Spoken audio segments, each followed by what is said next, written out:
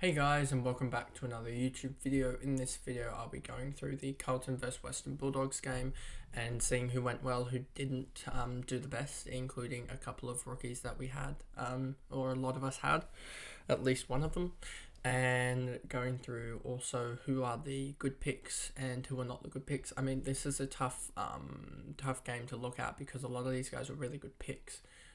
In terms of average, but really bad picks because they line up with the round 15 bye, and I already have 7. I know a lot of people have at least 6, considering Sheasel is holding at the moment and is pretty much a premium at this point. So yeah, before we get into the video, remember to like and subscribe, turn the notification bell on so you know when I upload, and let's get into the video. So as you can see here, Walsh top score 1-2-3. I mean, don't think I necessarily watched this game too intently, but Walsh was there or thereabouts. I mean, I watched it in the last quarter, but I wasn't really watching the first half because it was a boring first half. Like, I like high scoring games, and I'm pretty sure this might have been something like 16-10. There was a point late in the first half where it was 16-10. It was just boring, as it was just turnover footy. So yeah, Walsh 1-2-3 in the end. He's looked really good since he's come back, and he's sort of a must, but you just sort of cannot get him in at the moment. Doherty 1-12, again, another good performance from him, and he looks like he's going to return back to being a D sort of 4-5 guy at the end of the season, I think. As he's got an average of 105 now, I believe. If we look here at, I'll just do Carlton because that'll be better, and then we can go average. And Doherty is at 105, and Walsh is at almost 119. If I do this, there you go. And then you've got here Kennedy here at Newman 99, Kennedy 95. Kennedy is someone that I've looked at, but I think there's a lot better options for me. You probably would have just seen the options that I've taken. At the moment, the option is Sicily and Fahey in for Warple and Wilmot. But Kennedy is someone that I've thought if Hollands gets dropped, like, this is on the assumption that Warple, Hollands, Aikens, and Cincotta all play. That's my choice of team, and obviously if they don't play, it's gonna be a curveball first of all, and well, the plans sort of go out the window, and rethink time, I guess, happens. Then we have here Cripps, Hewitt, Sard, Kerno, Cottrell, Shearer, a bad game, which is really good to see him and Akers have bad games because I was so close to picking them up, and I think a lot of people did jump on at least Shearer because he did have the midfield role. But let's actually check this DFS Australia. I want to see, did Sam Walsh get back into the CBAs for Carlton, or was he playing off the halfback? If we look here, Kennedy 57%, so he's in the CBAs, and Sam Walsh 43%, so he's getting back into it. And I think you will see sort of Sam Doherty won't have to return into the CBAs, I don't think.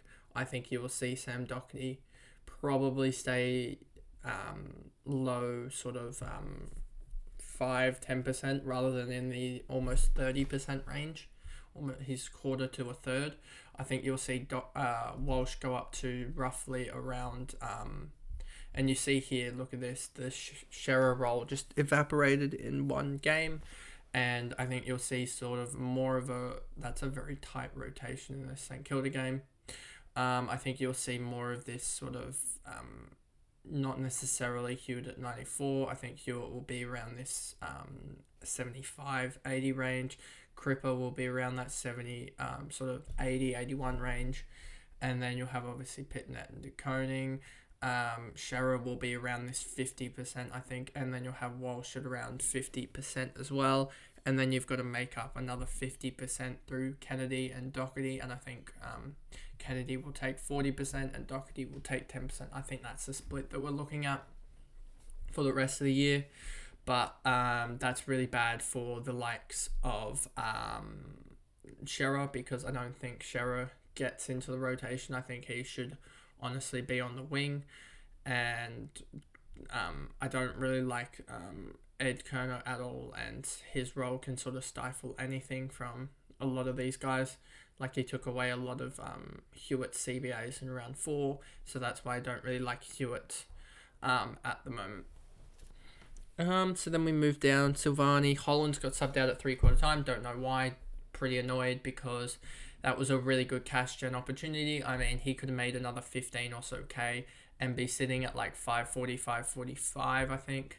What's he at now? 525. So yeah, he could have been sitting at 540, 545 and had a really low break even. I mean, his break even's now 47. It could have been sitting back down at like 35, 40 or so. And that would have really meant that Hollands was going to be a really good pick for the next round or two. Whereas now he's on the verge of being dropped, and also doesn't have that. He's sort of just in that hump for me where I need to use like a 450k guy, but I don't want to use a 450k guy because I know that I have, unless I'm confident, which I'm not really confident, that Aitkins can push towards that 600k and I'll have cash available. That's why I'm trying at my hardest at the moment to save a little bit of cash on hand, because if I can save cash on hand with Warple going up to someone, like picking an undervalued guy, that means that I can get Hollands up to someone like that 800k range, because there's a big gap there. Always had a always McGovern, Akers, as we were talking about, Wiedering, Young, Durden, Motlop, and then Cincotta here 22 with a -12 break even. I'm pretty sure his break even has now skyrocketed up to somewhere close to I think it's 32 or something.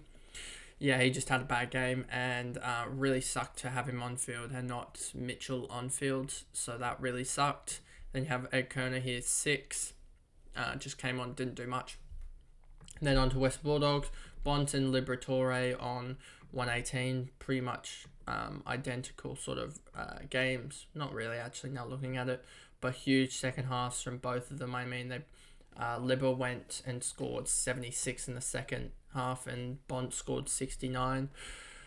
Williams 108, wouldn't trust him. Bailey Dale 106. You want to see more games of that, because he did fade out very harshly in the second half. Ed Richards did the same thing and faded out in the second half. Bazza Smith, good second half. So it seems like it was more the midfielders in the second half and the defenders in the first half that scored well. Johannesson 96, and we see him sort of fade out a little bit, especially in the last quarter, as he was on 9 in the last quarter going into the last 30 seconds or so. Tim English 92, just a poor performance from him, and didn't really get that 40-point quarter that we're used to, and that really helps him go up. But I mean, was it the double ruck that he came against, or just pit net? So yeah, it's something to look into. With if they're playing Carlton, don't captain or VC ruckman, but I'll have to look into that. And then we move down here. McRae 83, another disappointing game for him, and he's just looked really bad this year.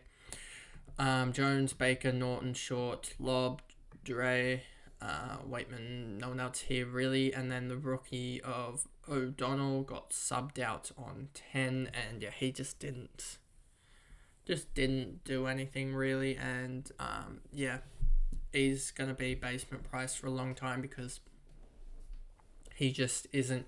Well, obviously he's gonna have a massive break even for his scoring output next game. It's gonna be like 40 or something, and he just doesn't have the role that you really need for a key defender.